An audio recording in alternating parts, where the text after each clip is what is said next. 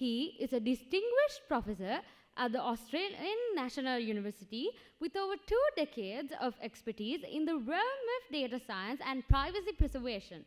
With a PhD in computer science from University of Basel, Switzerland, his work has been instrumental in advancing record linkage and data mining, particularly in the context of privacy preservation, data quality, and machine learning.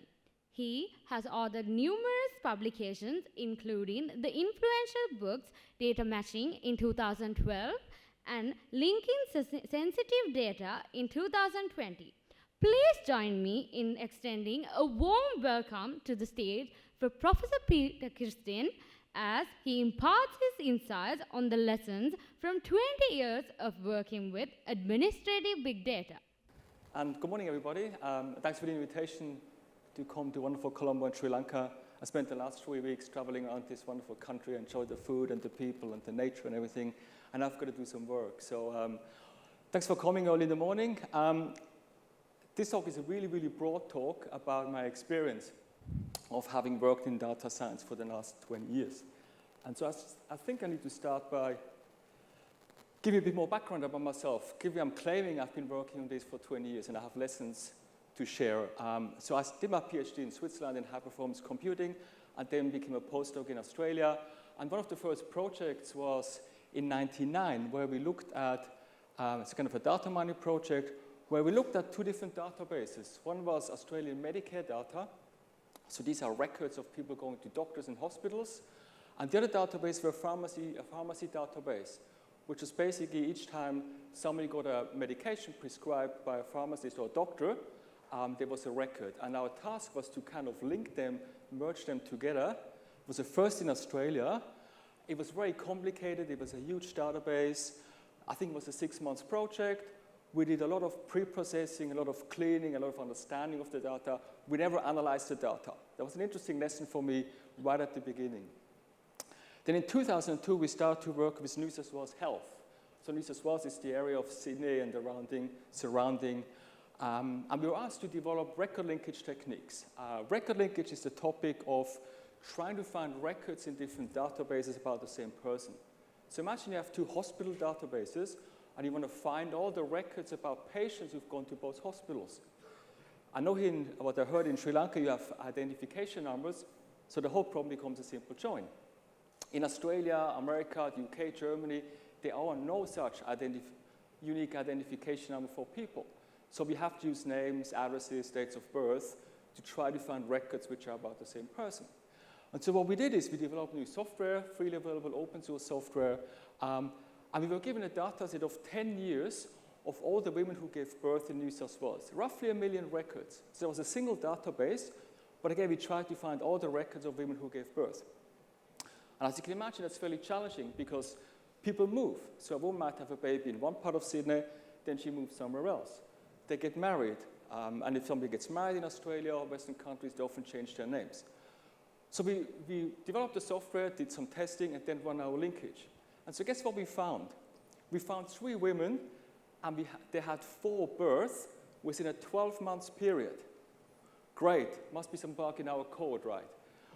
Double-checked everything, run more tests. No, the code seems to be correct. Run it again, and again, we got the same 3 women, 4 birth records in 12 months. Went back to New South Wales Health and say, can I please double-check this? Any ideas what happened here? Come on. Early in the morning? No. 3 women, 4 births within 12 months. No. Okay. 2 women had 2 twin births within 12 months period of time.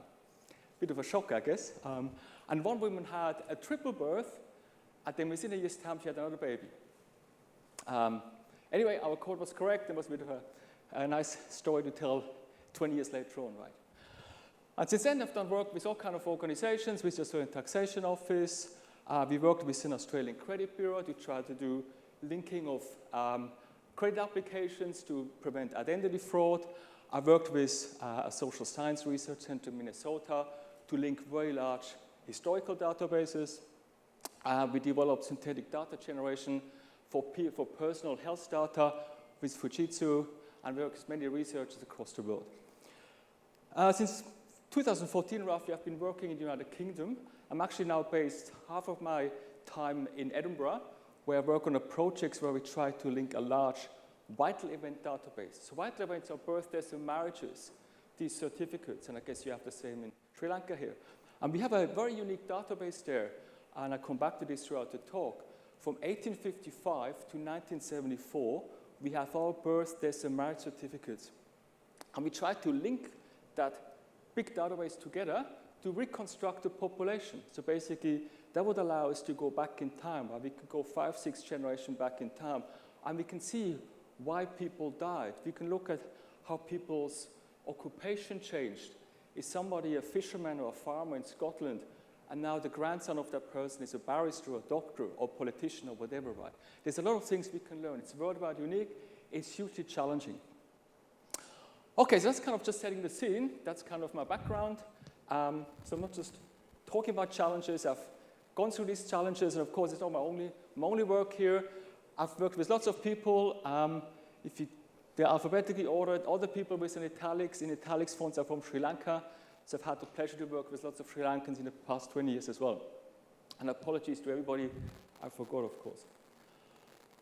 Okay, so what I'm going to talk about is, most of you know about data science, but I kind of want to set the scene and specifically talk about what is administrative data, which is something I think Sri Lanka is increasingly being produced in Sri Lanka as well. We heard yesterday the Japanese ambassador talking about the digital economy and moving a country forward into digital environments. That's where administrative data comes from. I think there's huge opportunities for Sri Lanka and to do research in that area. And I'll give you 3 examples of such data science project where data from different sources have to be integrated into challenges, but also there's a lot of social good that can be done with data science. While I understand many of you are interested in social media and these kind of things, think about what you can do for Sri Lanka, what you can do to make the world a better place. That's where my interest is. If I would be interested in making money, I most probably would be somewhere in Silicon Valley at the moment, right? But I don't want to do that. I want to make the world a better place with my skills. Think about that. That should be your goal in your life, not making $1 million. It doesn't make you more happy. Having some money is good. Having $1 million is probably not. I then go back and talk about the data science process. And again, most of the work in data science is done at the analysis stage, machine learning, deep learning, etc. But most of the challenges in the real world are actually much earlier in data quality, processing, integrating data, etc. That's what I want to talk about. And then what we see from that, there are some misconceptions that can occur. There's actually a lot of misconceptions. And these misconceptions can lead to really bad science and decision-making being done by people who don't understand these challenges. And that's kind of the take-home message for you today, right? I go through these challenges and I end up my talk with some recommendations and the lessons I've learned over the last 20 years. Okay, so what are administrative data? We all know about data science. I go this very quickly. It's a process of analyzing data from different sources. The data might be unstructured, might be text, it might be multimedia data. Important is that many data science projects are about or have data about people, right? If you think about who's collecting data, it's governments and businesses. Governments collect data about taxpayers, students, patients in hospitals, travelers, people coming in and out of the country, and so on.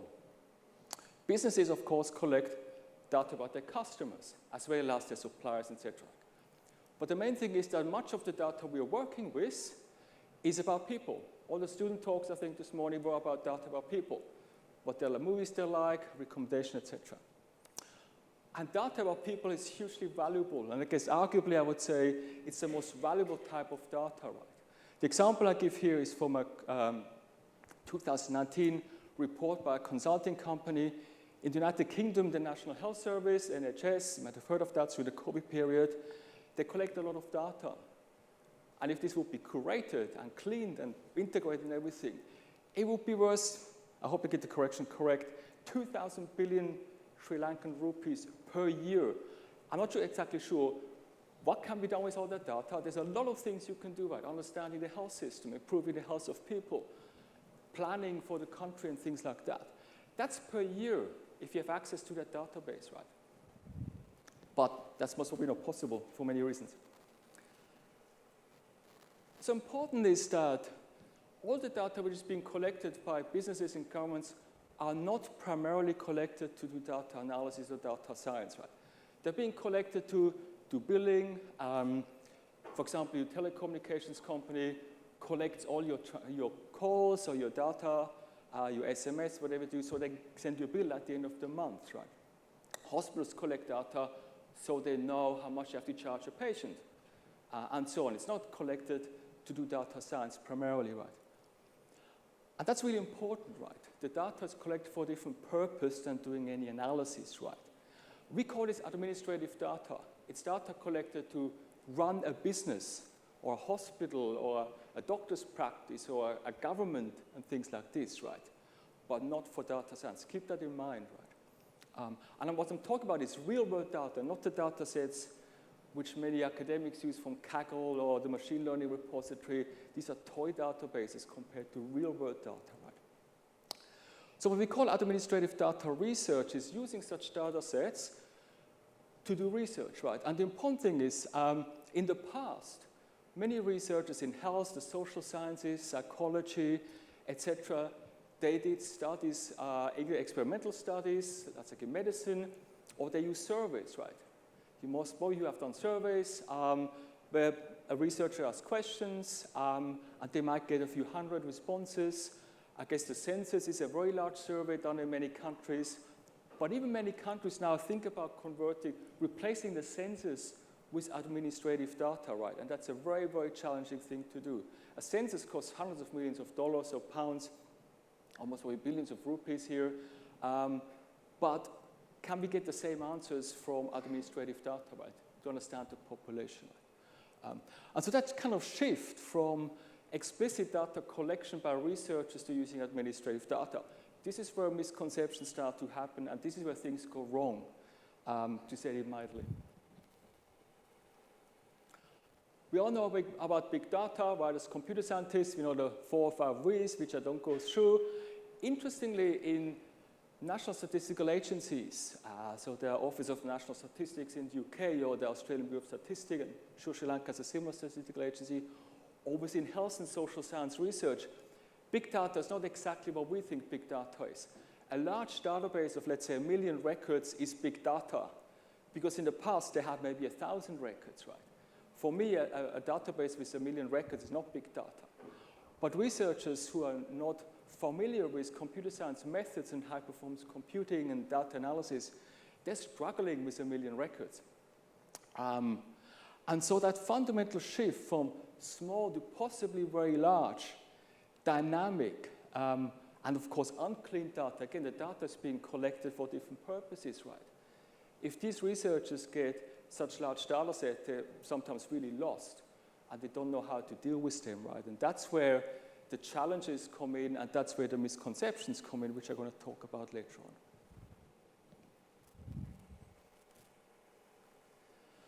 Okay, let's have a look at 3 examples to see what we can do with administrative data.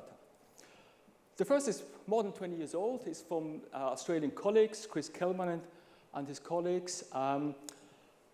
They looked at deep vein thrombosis. So this is kind of a really bad thing that can happen if you travel a long time in a plane or a bus or a train. I've traveled in local Sri Lankan buses.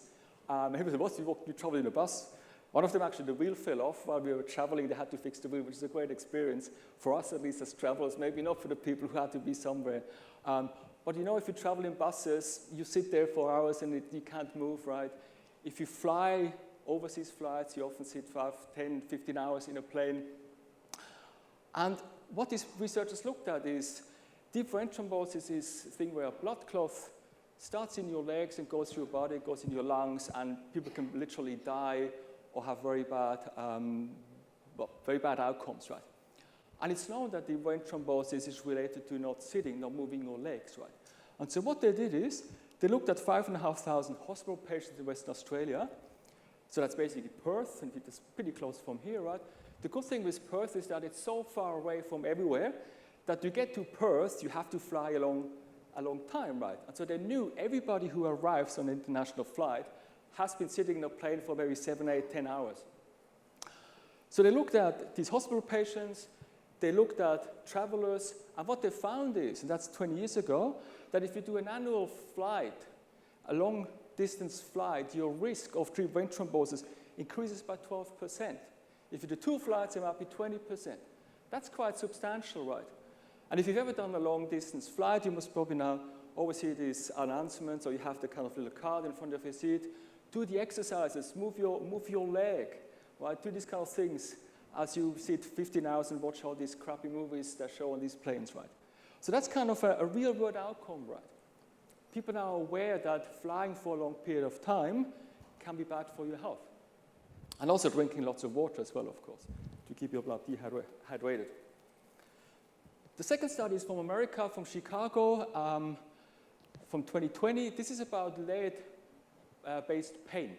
Again, I don't know what kind of paint is being used in Sri Lanka, but in the past, lead, which is a metal, which is poisonous, was being used in paint.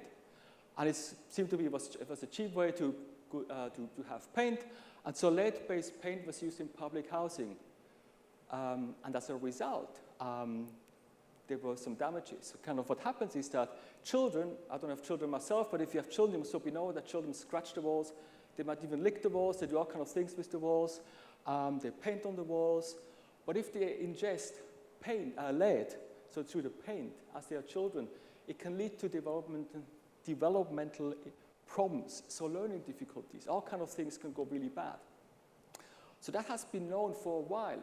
And now the question really is, in which way does lead paint contribute to these kind of neurological problems in children, right? And so work has been done for quite some while, but this study here, where actually one of the co-authors, not Potash, one of the co-authors was Rajiv Ghani, who was the chief data scientist for Barack Obama during his presidential election. So he's now working in Chicago, University of Chicago, in a center called the Data Science for Social Good. And again, this is something which is really impressive, right? If you look at what the data they used, so there has been earlier machine learning model based on single databases, which were very simple. They looked at 2.5 million blood tests of children and adults, 17,000 public health investigations, whatever that means, 2 million building permits and violations of the whole of America, and then age, size, and condition of housings, as well as data from the US Census. So where do, often in public housing, poor people live there, people who are maybe unemployed or single-parent families. And as you can imagine, this is a massive set of different databases. How do you combine them, right? Geographically, at the same time, normalizing things, making sure data is of high quality. It's not the analysis which is a challenge for this research. It's bringing the data together, right? What they found that they had they were able to basically pinpoint where are children, which are the houses which have to be looked at, and kind of the lead paint being removed and adding new modern paint without any lead. The third study is from my colleagues in Scotland, from Edinburgh, and they looked at something going back a long way in time. We are familiar with PM2.5 nowadays. That's the small particles of the coronavirus, which we try to prevent with our masks. In Scotland, in 1947, every 11-year-old child had an intelligence test. And that data set is still available. And so what these researchers have done, they have follow-up studies of these people. Of course, many have since then died. They were born in 1936, so they will be in their 90s now, almost. But it's still about 3,000 people alive nowadays, right? And so they have basically now, going back in time, they had their health, they had the occupation. We tried to add their family structures into it as well, so their children and things like that. But they also know where they were born. And in the 1930s, Scotland was still a heavily industrialized country. Edinburgh and Glasgow, specifically Glasgow, there was a lot of air pollution because people were still using coal. There were coal-fired power stations and so on. So how do you know how bad the air was in 1936? That's a big question, right? Or in the 1940s. So they used historical air pollution data, or they're using chemistry models. They know where factories were, they know where power stations were. And so basically for every person who was born in 1936, they were able to assign a kind of an air pollution score And it showed that if you live in an area where there was lots of air pollution, so in big cities, you potentially, you're 5% more likely to die early, right? I think that's, having just been in beautiful LA, which the air is fantastically clean, and come to Colombo, it's like, oh wow, that's a very different, right? So, but I think that's really important work, right? Because you can show bad air kills people. That's the simple message, right? And this is, so Christen is my colleague at the University of Edinburgh. We tried now to link this data set with our population data set, right, where we have much more information. And we're also trying then to look at the children of these people. What's the influence of them, right? Children who were born to these people who were grown up in bad air quality, will that affect their outcomes? What kind of jobs do they have? How old are they? What kind of diseases do they have? There's a lot of things we can do, right? Okay, so I think these three examples across the world and time, they've shown what can be done, right? And the challenge in all these three examples is that we had data from different sources, right? Okay, so most probably you've seen this. This is the general data mining, data science process, which I've kind of adapted a little bit. It's based on the cross-industry standard process for data mining from 1996. It's almost 30 years old. It's developed by industry, by companies. But generally, there's 6 steps in this whole process, and some of you might be familiar with it, right? So the first thing is, you get, as a data scientist, you get involved in a project, and let's say there's a customer, right? The customer can be a company, the customer can be a researcher, it can be a government agency. They have a problem. You have to understand what they actually want to do, right? Then you get some data, otherwise you can't do data science. So you have to understand the data, whatever that means, right? I mean, it could be all kind of different types of data, but you need to know what's in there, what's the quality, and so on. Then you have to prepare the data, because you can't just simply take a data set and run all kind of algorithms through them. Different algorithms, machine learning algorithms require different types of data, normalization, etc. Building the model and evaluating the model is what the hype is about AI, deep learning, machine learning. This is where most of the research is being spent in academia. This is where most of the time spent in the real world. There's a very big kind of disconnect between the two. And of course, at the end, you have to deploy the model to do something. And as you can see in between, it's an iterative process. You go backwards and forwards, right? It's not a linear process where at the end you never go back. So digging down into this, what we call data wrangling, a bit more, what are the steps in here? We have to extract the data. It could be a database, a data warehouse, do web scraping, binary files, images, video, etc., etc. So we have to extract data from somewhere. We have to look at the quality of the data, and I'll show you more on the next slide what the different criteria are. Then we have to do data profiling, so we have to look at what's the content of the data, what are the different the distributions we have, how many missing values do we have. We want to do some summarization, some visualization, so kind of statistical analysis at a very high level. Then we have to do some data cleaning, and again, often we have to go back and maybe get some more data. We have to go back here. There actually should be arrows everywhere. We have to transform data, certain machine learning techniques, deep learning. They can only look at numerical values, so how do we convert text into numbers, things like this. We might have too much data. We might have standardized data. There's a lot of different steps involved in that. Data integration is, as I mentioned before, where we often have data from different sources. If you have a single data set, there's not that much you can do nowadays, right? Most challenging problems in the world require data from many different sources, as the examples I've shown before, right? There's different things. We can map schema, we match them, we do data matching, record linkage, diffusion. And at the end, we export the data, curate it, add metadata, so that it can be used in the actual machine learning AI tool, right, which then would be over here, right? And so many of the misconceptions and challenges I'm going to talk about next, they happen in these steps here, right? People do the wrong thing or don't do anything at all. They simply assume as researchers, I've got a data set, it's perfect, let's do some analysis. So what are the main data quality dimensions? Completeness, we want to have complete data, right? We don't want to have missing values. But some missing values are actually correct, right? I'll come back to this a bit later on. Consistency across different data sources. Again, if you think about it, I have 2 hospitals. Maybe one hospital database is from last month and one hospital database is from January. Now, people have moved in between, right?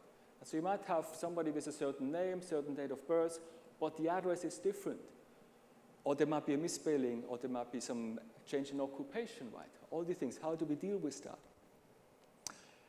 Uniqueness, again, the same kind of similar problems. If I have more than one record about the same person in a database, then that will influence my analysis. So duplicate records are very common in customer databases, for example, even in health databases. Well, in fact, duplicate records occur in water databases. We have access to a water database from America, and we found lots of duplicates in there, right? That's kind of, oh, okay, somebody can vote twice because they got two voter identification numbers.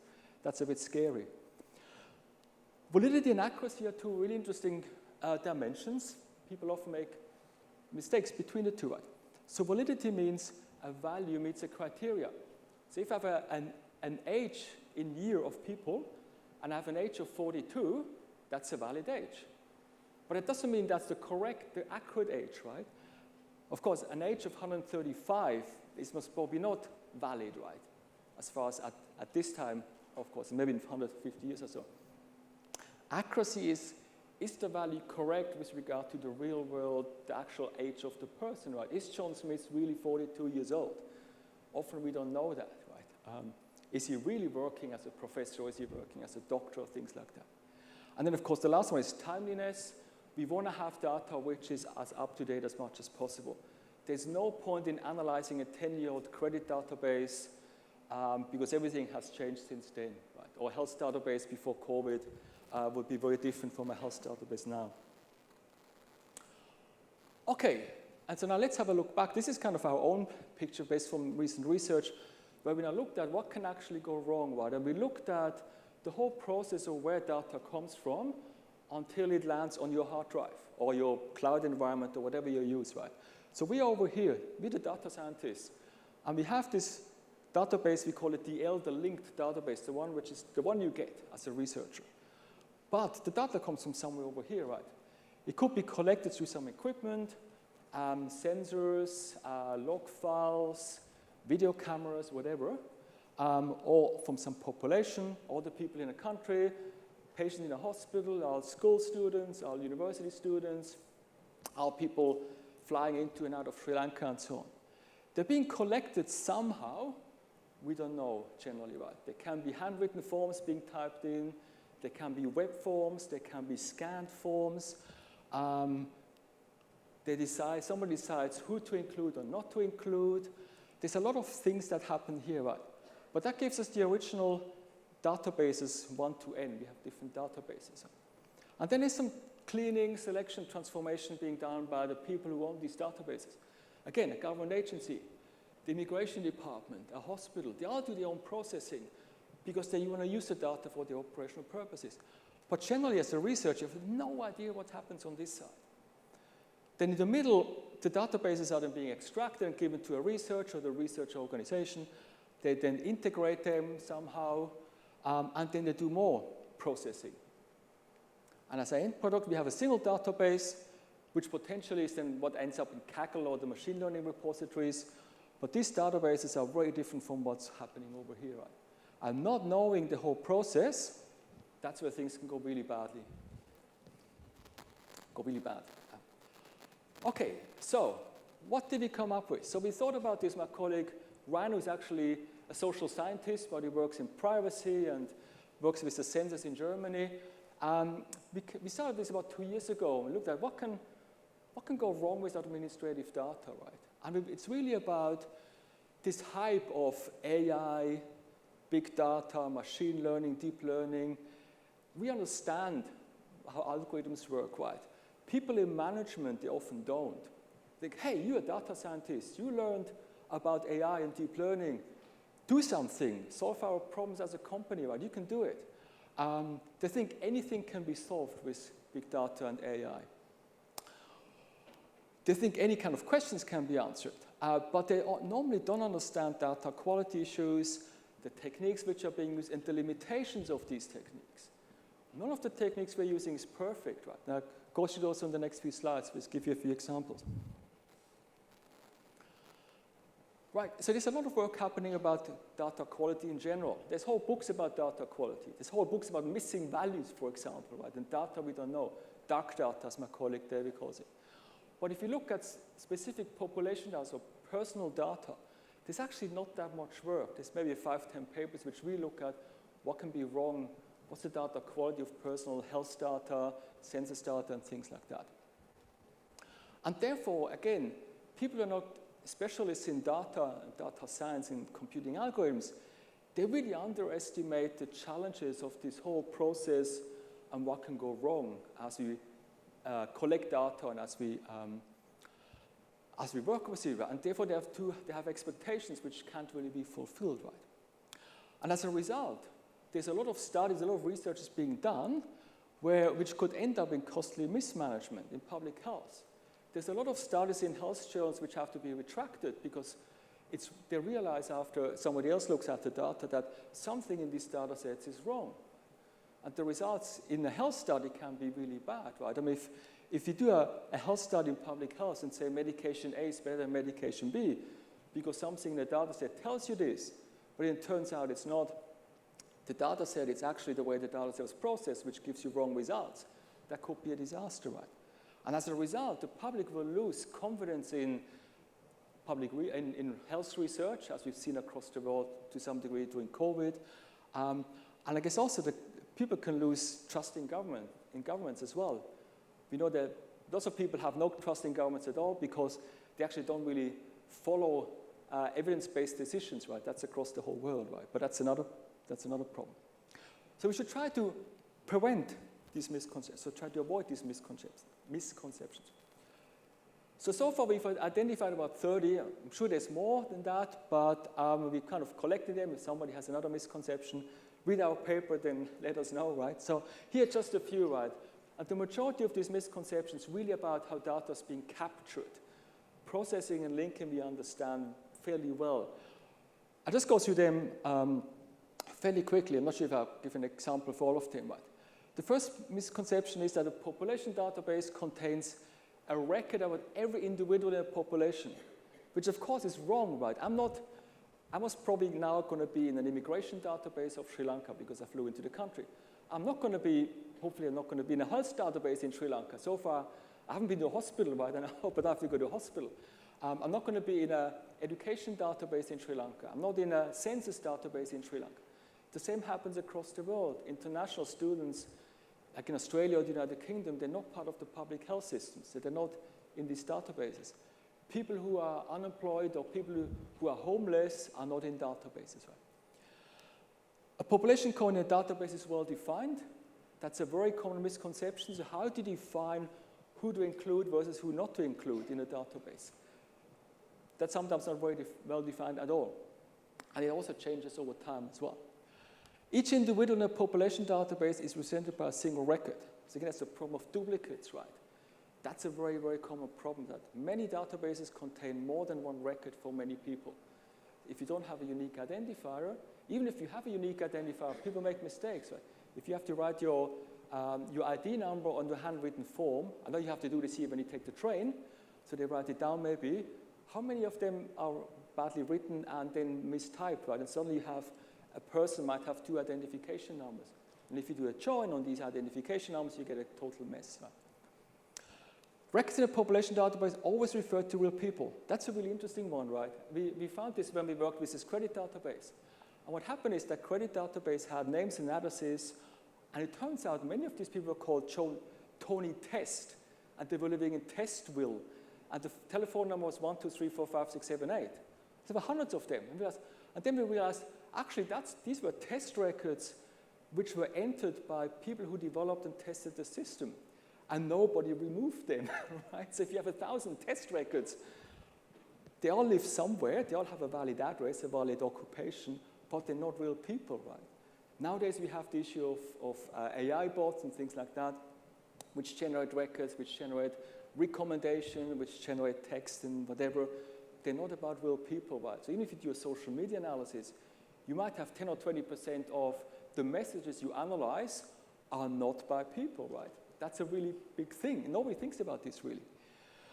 Certain personal details do not change over time. That's again, addresses change, names change. Nowadays you can change gender. But even country birthplaces change, right? You think that the place of birth is the same. But I have colleagues in Germany, they grew up in Eastern Germany, then the country was reunited, and now their country of birth doesn't exist anymore, right?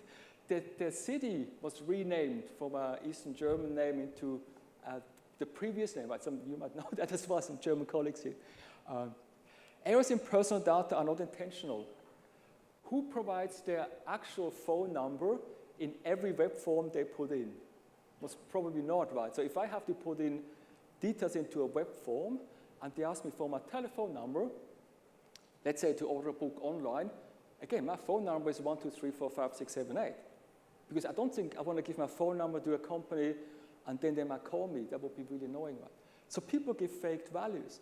An interesting thing in Australia and New Zealand and the United Kingdom, we have a census. And about 10 years or 15 years ago, somebody came up with the idea, let's use Jedi. Most of you know Star Wars, the Jedi religion. And it turned out that being a Jedi, part of the Jedi religion, is now one of the most common religions in Australia and New Zealand. Really?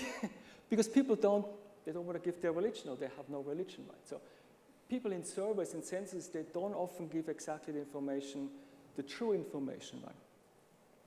Missing data have no meaning. Again, that's a common misconception. If I have occupation, or if you have a database about people, having no occupation for a child is a correct thing, hopefully, right? A 5-year-old child should not have an occupation. Having a 35-year-old adult with no occupation means that person is unemployed. That has a very different meaning, right?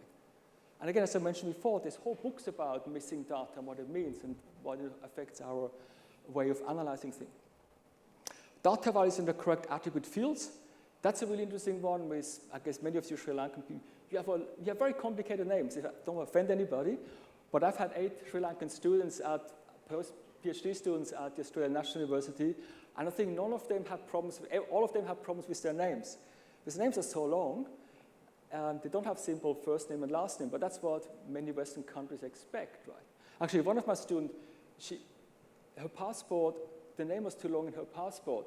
She had all kinds of problems with immigration because when she had put in a full name into the system in Australia, it didn't match the passport she had. It was a disaster. Or many Asian names, Chinese names, they can be both first and last name, right? So Ching, Wang, Wang, Ching. If you don't know the culture, you don't know that, right? Automatically collected data are always correct, complete, and valid. Of course not, right? Things go wrong in automatic data collection. And population data provide the same answer as survey data. I'll come back to this in a few slides. Right? And the last one is the one we kind of thought about this. Hardware and software to capture data are error-free. Again, of course not, right? There's software bugs everywhere, hardware problems, systems go wrong, etc. What about data processing and linkage? Data processing can be fully automated. That would be really, really nice, right? But as I showed you before, 80–90% in data science is still spent in this data processing thing. There's a lot of manual work involved. Data processing is always correct, which of course is also not true, right? As you process data, you might make mistakes, right? Algorithms might make mistakes. If you standardize, for example, names and addresses, or you want to fix incorrect or corrupted dates. Aggregated data are sufficient for research. Again, that's maybe what the traditional health and social science researchers think. We can simply generate small tables and then analyze these small tables. But we often lose a lot of details as we do that. Metadata are correct, complete, and up to date. I haven't talked about metadata. So metadata are basically data describing data. What content is in attributes, who generated the data, licensing agreements, when the data was collected, etc. That's often missing. Like if you go to Kaggle, you might have a very brief description of a data set. But in reality, if you work with real-world projects, you often have no metadata. Synthetically generated data reflect reality. We heard yesterday about synthetically generated data. That's a way to overcome the problem of sensitive data, which we're going to talk about in a minute. But again, synthetic data, which can be used for education and training and testing, is not exactly the same as real-world data as well, right? And then again, software used to process data has no bugs. one of these myths which, of course, is not true. As we link and integrate data from different sources, there's a whole bunch of other challenges coming. A linked data set corresponds to an actual population. That's completely wrong. But most people who work with linked data sets, they believe the data set they get is the population. But of course, you can make mistakes, right? You link the wrong records together, or you don't link. If a woman gets married, changes her name, changes her address, the only thing that stays the same is her first name and her date of birth. And she might be linked with another record, right? So we always have false matches and false non-matches. But convincing health researchers that this is the case is very, very difficult. They simply assume my linked database is correct. A linked database represents a condition of entities at the same time. Again, that's not correct, right? It's very unlikely that two databases are collected exactly on the same day. They might be a month off, they might be a year off, and in between, people change, right? And so you have to really try to look at that, and not many have done research in that area. A linked dataset contains no duplicates. Again, that's the same as before. A linked dataset is unbiased. Again, very, very bad. In Australia, we, for example, know Aboriginal people who often have no fixed address. They live in remote communities. They're much, much harder to link. And so there's a bias against them. If you want to analyze Aboriginal people, you might not find many of them in a linked database, right? So if you link education and health, you have a bias towards people in families who haven't moved. Migrants, Aboriginal people, homeless people are much less underrepresented in many databases. And again, attribute field values are linked, correct. Again, that's the same problem as before. We might flip things around. And then another thing which is really interesting, and it's something which is really bad in research in record linkage, is that any technique can handle data sets of any size, which is completely wrong. The problem gets increasingly difficult as databases are becoming larger. And that's a very specific, because you only have a certain number of names and a certain number of postcodes, a certain number of addresses. So if you have more and more records, more and more people will have the same name. If I link a database from a small town in the United Kingdom, I might have one or two John Smith. If I link a database from London, which has, I don't know, 10, 12 million people, there will be lots of John Smiths, and they live in London, right? So it's much more difficult to link them. Right, so based on all those topics of misconceptions and data quality, what are the main challenges? So there's 4 more slides before I finish up. We've seen it that red, yellow, green figure, that as data scientists, we often have very limited and no control about where our data comes from. Keep that in mind. That's a really important thing. And that's really not thought about much. We don't know where the data comes from, or what kind of processing has been done, what kind of cleaning has been done. We simply assume we have a data set, hooray, let's load it into Python and let's run all the different machine learning algorithms and we get some results and we have a paper. That's nice, but often the output actually doesn't mean anything. Metadata is important, right? Again, if you don't know what the description of the data is, then it's also very difficult to understand what the limitations are of a data set. So the characteristic of data quality has to be somehow described, right?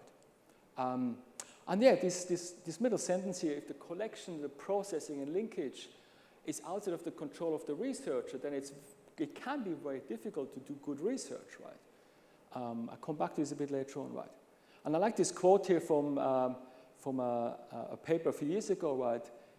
3 things matter in science: the data, how it was collected, and how we basically model the data, or we analyze the data to get some results, right? But in data science, often the first 2 things are not, we have no control about that, and that makes it very, very difficult. Spurious results. Again, that's something which is a very common thing in academia. You have a data set, you apply some machine learning algorithm, you get some results. Hooray, problem solved, I get a paper, I move on, right? Most algorithms would generate results. Most of you are familiar with k-means clustering. K-means clustering is that k do 10, you get 10 clusters. You can go home. No, it doesn't mean that these 10 clusters actually have any meaning, right? And you think that's, okay, then you look with different k's and look at how good the clusters are, etc. Last year I went to one of the top British universities. I'm not going to say which one, it's whether Oxford or Cambridge. And I was able to attend a geography talk because we worked with the people in Edinburgh, we worked with geographers. And there was a really renowned professor, and they had a data set of 12 million records of some population in the United Kingdom, and they used R, and they used k-means. And that's why they use k-means, and use a cluster that had 10 clusters. Well, the default value was 10, and they got 10 clusters, and they looked quite okay. Right? They look okay. They didn't think about, well, it's a large data set, so they couldn't use a more advanced clustering algorithm. So again, it showed that people don't know what tools are out there. The software, R was limited. I think they even downsampled the 20 million records to maybe 100,000 records because R couldn't handle 20 million, so the machine they had, right? So that's really important, right? Machine learning and AI algorithms give you results. That doesn't mean that these results have a meaning, right? The patterns might be completely meaningful. And that's not really a new thing, as you can see the quotes from down here. And again, coming back to what I mentioned before, right? Administrative data, so data from governments and businesses, give you very different results from survey data. So a census is where the government asks you about all kind of things.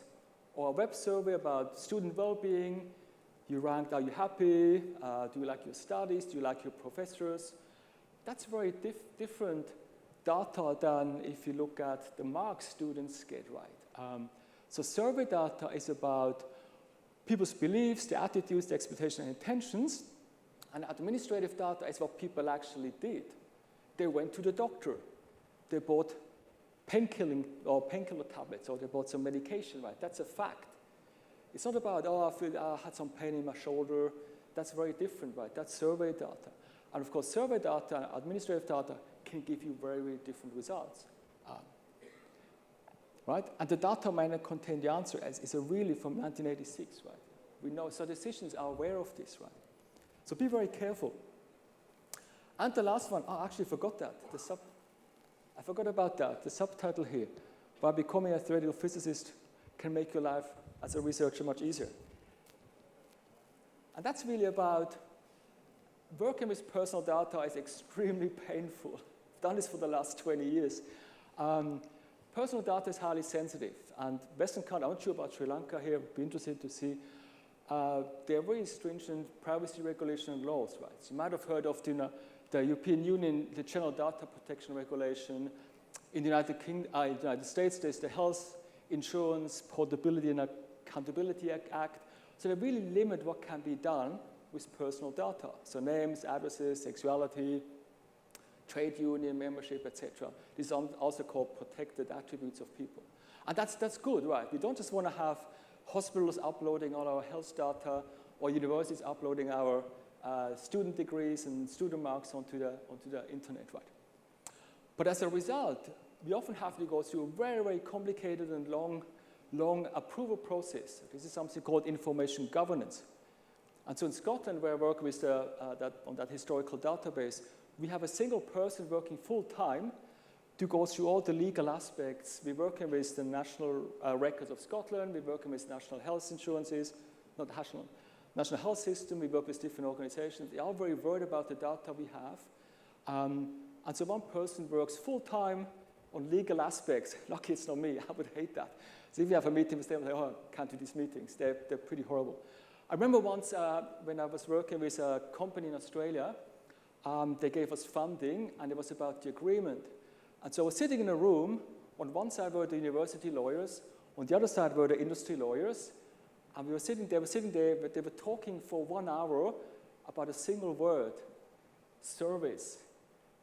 It was about a research service, or the university is conducting research or research service. And the university didn't like the word service because it had implications about a service, and the lawyers wanted, the company wanted to say, this is a service because you want to have alcohol. And I was sitting there like for an hour, they talk about a single word. I should have become a theoretical physicist, because in that case, only the whiteboard and the whiteboard marker and my research is, I don't have to deal with lawyers. So if you're a lawyer, apologies. Yeah, it can really take months, if not years. In another project, actually the same project with the university, it took us 2 years to get access to the real data. So I had a postdoc, I had a PhD student, and we had to use some publicly available data trying to do the same work, right? We were almost finished by the time we got the data, which is not very nice, right? Things are getting slowly better. There's something called the 5 Safes developed in the United Kingdom, which is basically looking at a large framework of how we can streamline and kind of come up with a process to access and handle personal data, right? So it's about safe data. The data is protected.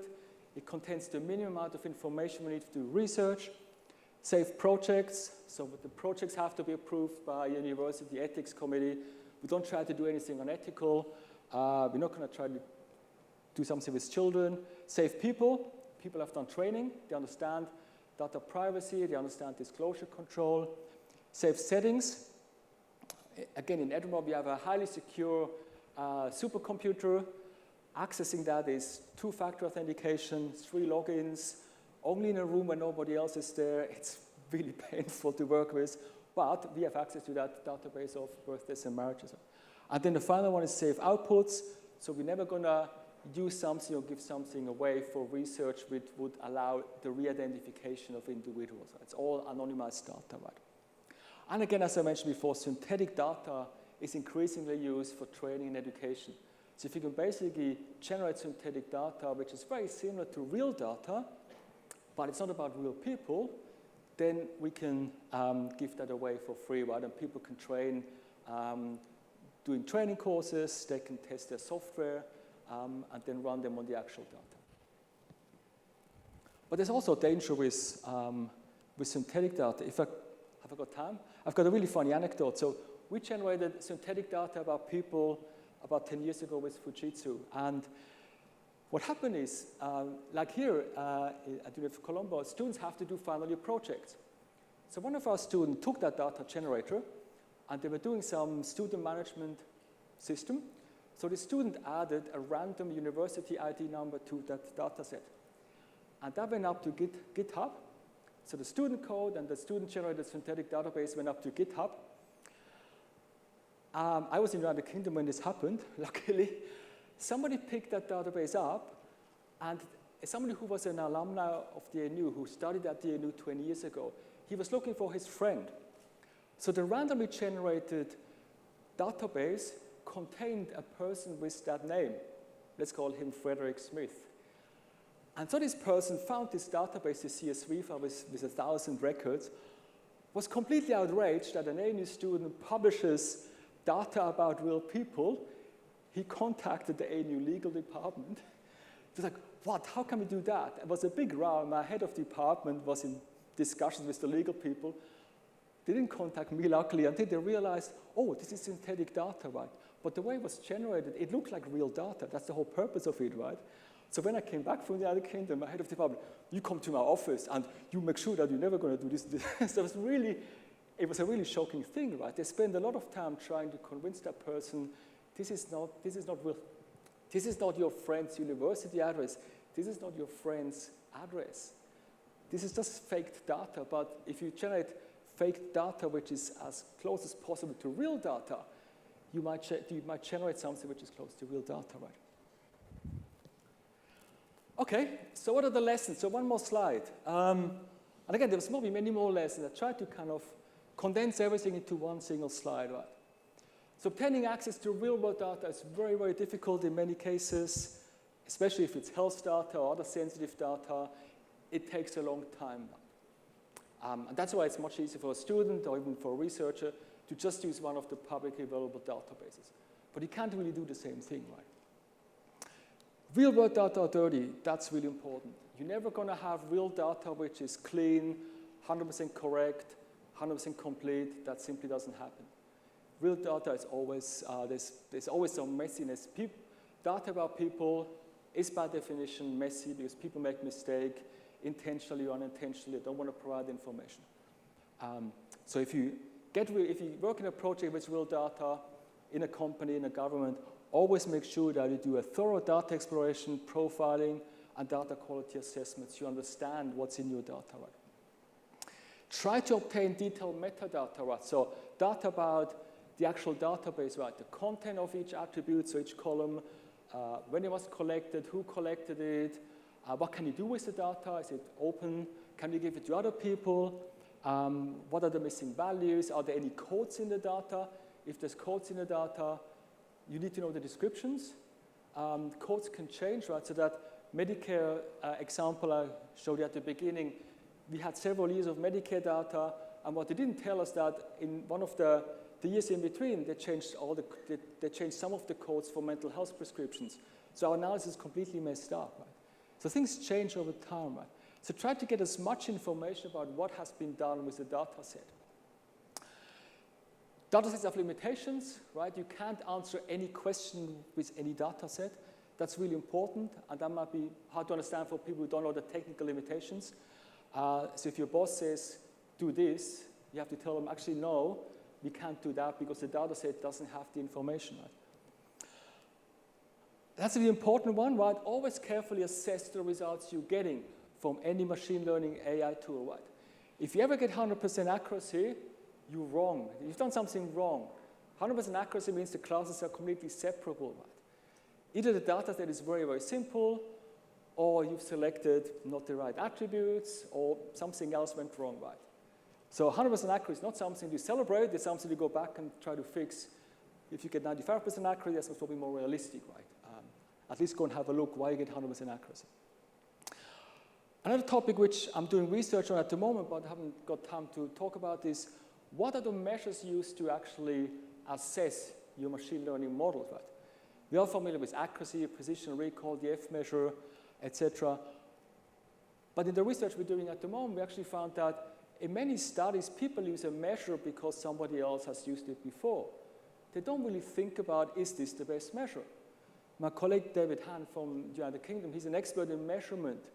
And it's really, it's for us, we tried to publish this work for like 5 years. We now got a nice article just a few months ago. But it's really hard. People don't want to know about that. They're just going to use the F measure because everybody else used the F measure, even though it's the wrong measure. And the results are not really, well, if you use something else than the F measure, you get a different outcome, right? So if you rank different classifiers with F measure, your support vector machine might be best. If you rank it using accuracy, your decision tree might be best.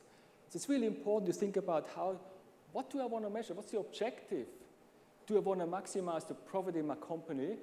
Do I want to minimize the people dying from cancer? All these kind of things, right? They have to be different. There will be different evaluation methods that are suitable for that. And then another thing is don't give up and don't become a theoretical physicist, even though it could be a fun thing to do. And you might get a Nobel Prize if you don't get a Nobel Prize if you do data science. I think there's a lot we can do as data scientists, right? The world is a really challenging, scary place at the moment. It's not going to get better with climate change and overpopulation. And I think have a think. What can you do as data scientists in a developing country like Sri Lanka? I know it's great to do social media stuff. Like the talks this morning, they're really nice, and the one yesterday as well. But think about what can you do? What's the biggest challenges in your country? Can you find data which helps you to understand and make the country a better place, right? I do this in the United Kingdom and Australia. But yeah, try to use your skills and your expertise to make the world a better place. I think that's 10 o'clock. That's the end of my talk. Any questions? Peter, for your awesome talk. Remind me for my thesis nearly 30 years ago in data mining. So my question is about this last measurement about F secure or accuracy or something like this. Because I heard the key talk yesterday about hallucinations of AI models. Isn't it an idea to have such an index, perhaps this is something like this, of trustworthiness of the data, bringing it together so that you can produce answers with AI with a measurement of how trustworthy is this answer? Yeah. So do you see a chance to bring this in for having? Yes, yeah, we actually work at the moment, so it's a bit outside of the whole data quality thing, but this is really important, right? So we just talked to David, my colleague in London, a month ago, and we started to do this thing. It's about what is not really covered in data science is there's a lot about what's the best classifier to use. Deep learning is better than the decision tree, etc. These kind of things. There's a lot of surveys about that. There's almost nothing about what is the best measure to use to evaluate the problem, right? And again, it comes back to what's your objective. You want to make money for a company. You want to reduce the number of people dying of cancer. You want to be fair. Which of these measures is fair? I don't know, right? I mean, precision and recall, we think are not fair because they don't take both classes into account. I can get a very high recall value by giving everybody, basically, let me just check that. If I give everybody a loan, I get a very high recall value, right? But that's not possible, right? On the other hand, I also can say I get a very high precision result if I give almost nobody a loan, then nobody gets a loan. The bank will go bankrupt, right? These kind of things. So trustworthiness and fairness, they're really interesting topics, and I think as research topics, they're really good, especially in a developing country which is not part of the mainstream where all the data science happens, right? And racial bias and gender bias and age biases are big things. So how can you come up with, or how can you incorporate trustworthiness and fairness into your final measurements, right? It's not just about accuracy or the F measure. You want to have a robust classifier which hopefully is unbiased and fair, right? That's open research questions. Very good point, yeah. Yeah, actually, this is, thank you, Professor Christen. This is a question coming from a student, actually. So not everybody get access to administrative data, right? So for example, like student researchers doing this kind of work, they don't get access to data. Yes. So they may have to rely on surveys and stuff like that. Do you have any advice to them, like, you know, about collecting data so that they can do effective analysis? Yeah. Yeah, that's a good. Yeah, I understand. That's a very good point, right? So many of you will not have access to real data, and I have now access again through really painful legal processes and projects and experience and things like that. But there are data sets out there. They might be synthetic or small example data sets, which are similar to administrative databases, right? So that's a way to kind of do student projects. You can still do that, right? So one example is these American voter databases. I'm happy to share the URL. They're publicly available, kind of. There's no legal agreement with them, so everybody can download them. There's a lot of things you can do, right? But yeah, collecting data yourself might not be the right thing to do, because I think you might, in a student project, you only get a very small amount of time, right? Yes, it's a challenging thing. I don't have an answer for this, right? So I think there are some data sets on Kaggle which are maybe more related to administrative data than others. It might also, I think it's maybe more a call for the academics and the professors in the room, right? So think about the connections you have with companies in Sri Lanka or with government in Sri Lanka, right? Go out to governments and talk to them. Is it possible to get access to real databases, right? And again, they're not. Sometimes they wouldn't be very large. If Sri Lanka's roughly 20 million people, you might get a database of several gigabytes, right? You can handle this on a fairly small server nowadays, right? You don't need supercomputing powers to do that, right? So I think it has to be the high academic levels which start these conversations with organizations to get data, right? And really showing them what the benefit can be, right? So some of the studies I showed, I think there's many different challenges in Sri Lanka. I guess you could think about improving the bus system, the train system, transport, education data, right? I mean, you could even look at, I assume the University of Colombo has student databases. I'm not sure, has anybody ever looked at those, right? Kind of looking at, why do students drop out of university? Right? Do students change their degrees? What's the reason for that, right? Do we have any bias in the way students are graduating? These kind of things, right? So that's where the professors in the room here, sorry about that, that's where they could help students to get real data sets, right, as a starting point. But it's a really, really challenging thing, right? I think I was lucky that we got approached by the health department in Sydney, and then once you have a track record, then it gets easier, right? Thank you. Actually, there are more questions pouring in, okay. But I think we are run out of time. So hopefully they will catch you somewhere during the tea break. Thank you. Just a moment. One question. Sorry. One question. Yeah. The UK is said to discontinue. Sorry, I can't hear you. The UK, the United Kingdom is said to discontinue population census. Can it be replaced by the outcomes of administrative data collection? Yes. Yes, so that's a good point. So it's not just United Kingdom, it's also Germany. And my colleague Rainer Schnell, he works with the Statis, I think it's called in Germany. And they actually hired him. I give you the German example because I know more about that, because he's always complaining about that. So they hired him to do a feasibility study to link 100 million records.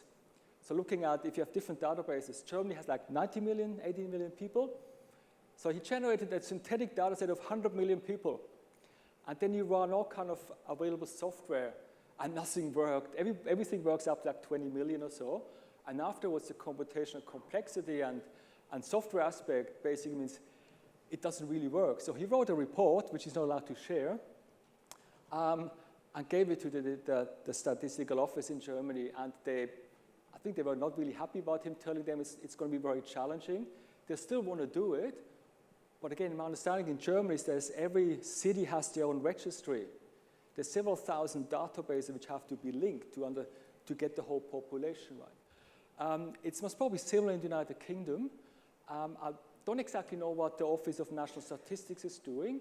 There's a really interesting project done by the Ministry of Justice in the United Kingdom. They developed a software called Splink, which is Python Spark based, and they're using that to link prisoner data and justice databases. And increasingly, they're going to link in national health data, and hopefully at some stage ONS, so census, statistical data. So I think it's going to be a very slow process, right? I don't think it's going to be census now and then in 5 years' time, no census at all. I think they're going to slowly replace the census and still have some census data being collected to validate how good the administrative data, what the coverage is. Because you have different, in a census, you cover different people than if you have administrative data. Right? Again, the example of international students. International students in the United Kingdom, I don't know how many, there's probably hundreds of thousands. They would not be in many databases, right? So you wouldn't know about international students. But in certain towns, I've got friends in Sheffield in the middle of the United Kingdom, and there's like 3 universities in Sheffield, and the whole city of Sheffield is student accommodation. There's tens of thousands of students in 3 universities. They're not in any UK database, right? But they're the ones which go to the restaurants, which go to the doctors and all that. So if you replace the census with health and administrative data, you're not going to capture these students, right? So there's a lot of challenges, and I think that replacement of a census collection with administrative data will be a very, very slow process. But yeah, maybe in 5 years' time I can tell you more.